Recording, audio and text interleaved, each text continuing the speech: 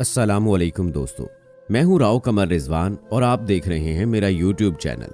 दोस्तों, आज की कहानी एक ऐसी लड़की की है जो अपनी नानी के पास रहती थी और वो उसकी शादी एक बूढ़े से कर देती है। इसके बाद क्या होता है, क्या वो उस बूढ़े के साथ रह पाएगी या किसी और नौजवान की मोहब्बत के जाल में फंस जाएगी? क्या होगा इस बेजोड़ शादी का अंजाम? ये जानने के लिए आज की वीडियो आखिर तक लाजमी देखिएगा। अगर अभी तक मेरा चैनल सब्सक्राइब नहीं किया तो अभी सब्सक्राइब करें, साथ में बेल आइकॉन को प्रेस करें ताकि लेटेस्ट अपलोड होने वाली वीडियोस आप तक बर वक्त पहुंचती रहें।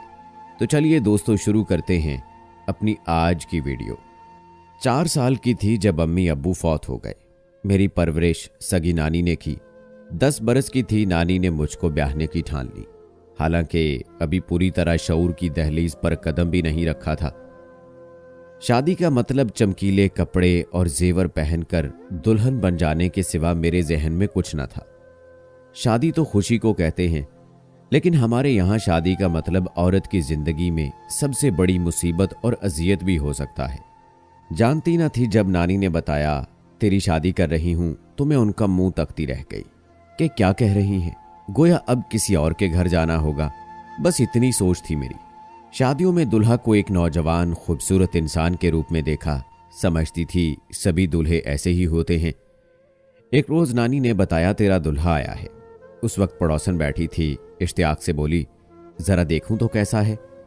तभी पड़ोसन की आड़ में मैंने भी अपने होने वाले दुल्हे को देखा। ओह मेरे खुदा! पड़ोसन के मुंह से निकला, जमीला, परवीन पर इतना बड़ा जुल्म मत करो। क्या इस बूढ़े से इस फूल सी बच्ची को ब्याह दोगी? ये तो उम्र में इसके बाप से भी बड़ा लगता है। किस कसूर की सजा तुम इस बच्ची को दे रही हो? ऐसी ही ये तुम पर बोझ है तो मुझे दे दो, मैं इसका खर्चा उठा लूंगी। रिश्ता तो जोड़ का ढूंढा होता।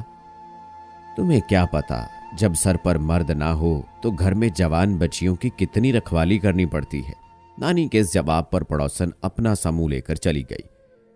मगर मुझको हालात की संगीनी का कुछ इल्म ना हुआ कि कमसिन थी और अभी तो मेरी हंसने खेलने खाने पीने की उम्र थी। मगर नानी ने वो जुल्म ढाया जिसके तस्वुर से ही लड़कियां कांप जाती होंगी। मैं 10 बरस की उम्र में 60 साल आदमी की बीवी बन गई। उन दिनों के बारे में बता नहीं सकती। उन दिनों को याद ना करूं तो अच्छा है। ये सितम ढाने वाली नानी 3 बरस साथ रहीं और जब मैं 13 बरस की उम्र में एक बच्चे की मां बन गई तो उसने मुकम्मल तौर पर मुझे उस बूढ़े के हवाले किया और खुद अपने घर चली गई। अब शऊर आ गया कि जवानी क्या होती है और जवानी के क्या अरमान होते हैं। बूढ़ा बहुत बदमिजाज था, कभी प्यार भरा सलूक करता और कभी मेरी छोटी छोटी गलतियों पर बहुत मारता। तब मैं अपने वालदैन को याद करके घंटों रोती थी, जो मुझको प्यार करते थे और जरा सी तकलीफ पर तड़प उठते थे।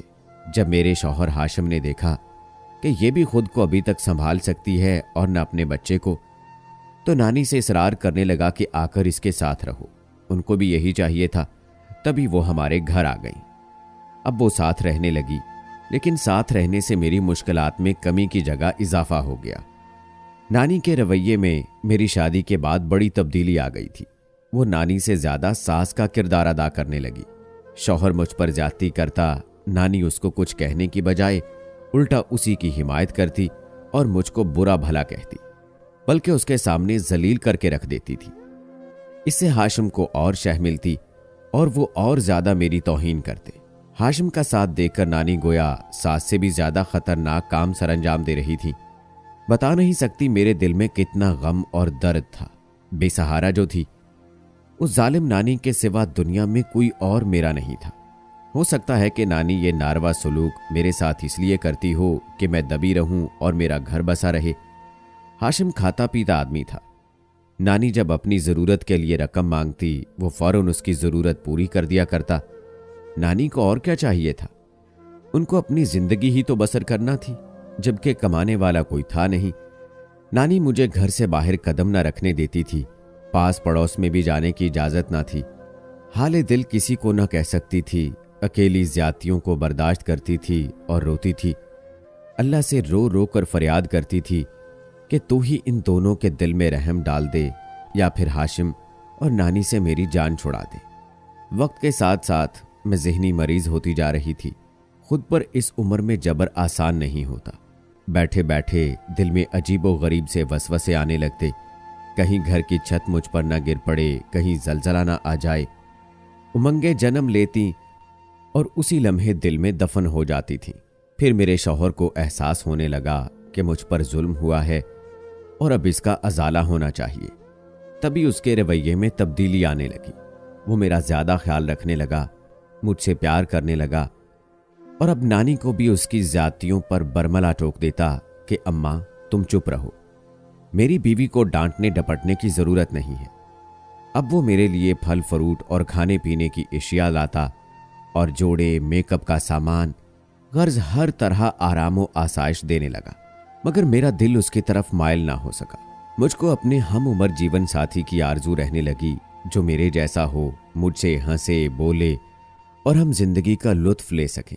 वक्त गुजरते देर नहीं लगती, यूं मैं 2 बच्चों की मां बन गई। ममता बड़ी चीज होती है। बच्चों ने मुझको अपना फरीफ्ता कर लिया था। हरदम उनके प्यार में डूबी रहने लगी। वक्त के साथ साथ गमों और ज्यादतियों को भुलाकर बच्चों से दिल बहलाने लगी। अपने मासूमों की शरारतें जी लुभाती थीं, मुझको गुदगुदाती थीं और मैं खिलखिलाकर हंस पड़ती थी। जिंदगी एक डगर पर रवां दवां हो गई। अचानक अच्छी भली जिंदगी में नानी की नादानी से भौचाल आ गया। हुआ यूं कि जाने कैसे नानी को यह ख्याल आ गया, घर बदलना चाहिए, ये घर छोटा है। उसने रात दिन हाशिम के कान खाने शुरू कर दिए। हाशिम पुराना मोहल्ला छोड़कर कहीं और नहीं जाना चाहता था, क्योंकि यहां सभी जाने पहचाने लोग रहते थे, जबकि नई जगह का पता नहीं होता कि वहां किस किस्म की आबादी है। आखिर वो दीवार खड़ी हो गई, जिसको मुझे बाद में छलांग कर बच्चों की बर्बादी को आवाज देनी पड़ी। मेरे शौहर ने नानी के कहने पर दूसरी जगह किराए का मकान ले लिया। यूं हम लोग नए मकान में मुंतकिल हो गए। मगर ये तब्दीली सख्त नुकसानदेह साबित हुई। जिस मकान में हम शिफ्ट हुए, उसका एक हिस्सा मालिक मकान के पास था, जिसमें उसका जमा साल बेटा अजहर रहता था। वो निहायत बदचलन आवारा किस्म का लड़का था। हर खूबसूरत चेहरे पर उसकी नजरें होती थीं। हर हसीन लड़की को देखकर फिसल जाता था। पढ़ाई से ज्यादा उसका दिल इश्किया गानों में लगा रहता था। एक दिन जब मैं सेहन में कोई काम कर रही थी, अजहर ने अपने कमरे की खिड़की से मुझे देख लिया। उसका कमरा ऊपर की मंजिल पर था और खिड़की से हमारे सेहन का मंजर साफ नजर आता था। मुझको देखकर वो खुश हो गया, क्योंकि मैं बहुत खूबसूरत थी। 2 बच्चों की मां होकर भी एक दोशीज़ा नजर आती थी। मुझको देखकर कोई न कह सकता था कि ये शादीशुदा और 2 बच्चों की मां है। वो मुझे मतवज्जे करने के लिए खांसा और जब मैंने ऊपर निगाह की, एक फूल सेहन में गिरा दिया। बिलाशुबा अजहर निहायत हसीन व जमील था। ताहम मैंने सोचा कि 2 बच्चों की मां हूं और शौहर बूढ़ा सही, मेरा ख्याल तो करता है। मेरी नानी भी उसकी कमाई पर ऐश करती है। मुझको इस कदर एहसान फरामोश ना होना चाहिए कि उसके होते किसी और की तरफ तवज्जो दूं। यह सोचकर मैंने उसके सामने फूल उठाकर कूड़े में डाल दिया, ताकि वो मुझसे नाउम्मीद हो जाए और ऐसा वैसा ख्याल अगर दिल में है तो तौबा कर ले। मगर वो नाउम्मीद नहीं हुआ। मेरी इस हरकत ने उसके शौक़ आवारगी को मजीद बढ़ा दिया। बस इसके बाद उसने ये वतीरा बना लिया, जब मैं सेहन में होती और नानी अंदर कमरे में ऊँग रही होती, वो खिड़की में आकर खांसता और फूल सेहन में गिरा देता। मैं भी इंसान थी, आखिर कब तक दामन बचाती। अब वो जिस रोज नजर ना आता, निगाहें उसको तलाश करने लगती थी। दिल बुझा बुझा सा रहता। जिंदगी में कोई बड़ी कमी महसूस होती। ना चाहते हुए भी मैं उसके ख्यालों में खो गई। बुनियादी तौर पर मैं अच्छे ख्यालात की लड़की थी। जिंदगी की सबसे बड़ी महरूमी से 2-4 होने के बावजूद गुनाह के बारे में कभी सोचा तक न था। महरूमियां अपनी जगह, मगर इन महरूमियों को गलत रास्तों पर चलकर दूर करना मेरा मकसद जिंदगी न था। बुरी किस्मत के मालिक मकान ने हाशिम से कहीं यह कह दिया कि मेरा बेटा तालीम की खातिर यहां शहर में है, मकान अपना है, मगर उसको खाने पीने की परेशानी रहती है। मुसलसल होटल का खाना खाने से मेदे में तेजाबियत हो गई है, बीमार रहने लगा है। हाशिम ने जवाब दिया कि अपना घर है, परेशानी की क्या बात है, खाना अजहर को हमारे घर से मिल जाएगा। मालिक मकान खुश हुआ, कहने लगा जब तक मर्जी रहे मैं आपसे मकान खाली कराने की बात ना करूंगा और किराया भी नहीं बढ़ाऊंगा। मेरे बेटे की पढ़ाई के 2 साल हैं, इसके बाद ये गांव आ जाएगा। उस रोज से खाना हमारे जिम्मे हो गया। मैं सुबह शाम रोटियां बना देती थी, सब्जी वगैरह वो ला देता तो सालन भी तैयार कर देती कि ये मेरे खाविंद का हुक्म था। जब खाना तैयार हो जाता नानी आवाज लगा देती और अजहर दरवाजे से ट्रे ऊपर ले जाता। इसी तरह वो रोज बर्तन भी दस्तक देकर सेहन के फर्श पर रख जाता था। ये खाना लेने देने का सिलसिला वसीला बन गया। हाशिम काम पर चला जाता, नानी सो जाती तो मुझी को उसे खाना देना पड़ता। अंधे को क्या चाहिए, 2 आंखें। बस अजहर की दिली मुराद बर आई, उसके तो भाग जाग गए। शुरू में नानी ये फरीजा बाकायदगी से सरंजाम देती रहीं, फिर उन्होंने मुझको ये ड्यूटी सौंप दी कि अजहर का खाना उसको दे दिया करूं। आग और कपास का क्या मेल, वो बदचलन लड़का और मैं महरूमियों की मारी। उसकी मीठी मीठी बातों में आ गई और ऐसा होना कुछ बाईद न था कि मैं खूबसूरत और जवान थी। उसने सोचने का मौका न दिया और एक दिन निहायत कोशिश से अपने गलत ख्यालात की तरफ मुझको माइल कर लिया। दिल की हर बात उसको बताने लगी। लंबी कैद जैसी जिंदगी में मुद्दत के बाद एक ऐसा दोस्त मिला था। तमाम राज़े दिल उससे कहने लगी, दुख दर्द उसी के साथ बांटने लगी। लगता यह था कि अभी मेरी नई जिंदगी शुरू हुई है। बरसों पुराने समझौते का चुगा मैंने उतार फेंका। ख्वाहिश का गला घोंटकर जीने वाली को गोया अरसा बाद ऑक्सीजन मिली थी। लिहाजा अजहर के उकसाने पर बगैर सोचे समझे अपने नन्हे मुन्ने प्यारे बच्चों को छोड़कर उसके साथ घर से निकल गई। बच्चे किसे प्यारे नहीं होते, जानवर तक अपने बच्चों पर जान वार देते हैं। मैं तो फिर इंसान थी, मगर जान से प्यारे जिगर गोशों को भी इन जज्बाती लम्हात में फरामोश कर बैठी। अपने शौहर को बुढ़ापे में बेआसरा छोड़कर घर से कदम निकाल दिया और वो एक मजबूत दीवार फलांग गई जिसको औरत की शान, उसकी इज्जत और तहफ़्फ़ुज़ का नाम दिया जाता है और जिसकी हिफाजत के लिए नानी मुसलसल मेरे साथ रहती थी। नानी की आंखों में भी धूल झोंक दी। ये कुछ गांव की जिंदगी का भी असर था जहां मैंने बचपन गुजारा था। पढ़ी लिखी ना थी, अगर तालीम हासिल कर लेती तो शायद ऐसा ना करती। अजहर मुझे लेकर एक दोस्त के पास दूसरे शहर आ गया। शुरू दिनों में बच्चों की याद ना आई, मगर बाद में उनकी याद बेचैन रखने लगी। मैं रोती तो अजहर को कोफ्त होती। आखिर उसके दोस्त ने पता कराया तो ये अफसुर्दा खबर मिली कि मेरे भाग जाने के सदमे ने मेरे शौहर की जान ले ली। वो गम बर्दाश्त न कर सका और खालिक हकीकी से जा मिला। मैंने अजहर की मिन्नत की, मुझे वापस जाने दो क्योंकि मेरे बच्चे बेआसरा और वीरान हो गए हैं। उनका नानी के सिवा इस दुनिया में कोई न था। नानी भी बूढ़ी है, वो कहाँ बच्चों को संभाल सकती है। लेकिन अजहर एक संगदिल इंसान था, उसके दिल में कोई रहम न आया। उसने मुझे साहब का घर में जाने की इजाजत ना दी। जो अपनी तमाम कश्तियां जला दें वो वापस लौट कर नहीं जा सकते। अजहर एक निकम्मा आदमी था, सख्त तंग दस्ती में गुजारा करना पड़ा। उसने मुझसे शादी को बाप से भी खुफिया रखा था। जो जेब खर्च उसे वालिद से मिलता था उसी पर गुजारा था। नानी किराए का मकान छोड़कर वापस अपने घर चली गई और मेरे दोनों बच्चों को भी हमरा ले गई। वो नन्हे मुन्ने माँ को ढूंढते थे।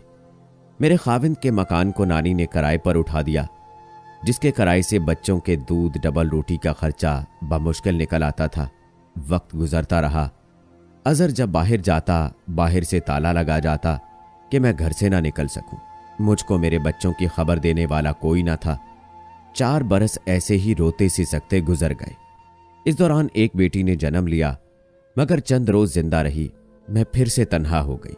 अब मुझे अपने बच्चों से बेवफाई की खूब सजा मिल रही थी और मैं रो रो कर पागल हो रही थी। सोचती थी कि किस तरह इस जेल से निकलूं। यहां से बूढ़े शौहर का घर लाख दर्जे बेहतर था। ऐ काश मैं घर से निकलते वक्त कुछ सोच लेती। लेकिन जवानी की भूल भूल ही होती है, जिसका अंजाम अच्छा नहीं होता और जो उम्र भर दुख देती रहती है। उठते बैठते जागते सोते हरदम यही दुआ लबों पर होती, ऐ अल्लाह मुझे मेरे बच्चों से मिला दे। मुसलसल मांगी दुआ जो दिल से निकलती हो कभी ना कभी कबूल हो जाती है। एक दिन अजहर अपने वालिद से गाड़ी मांग कर लाया और कहा कि चलो तुमको सैर कराऊं।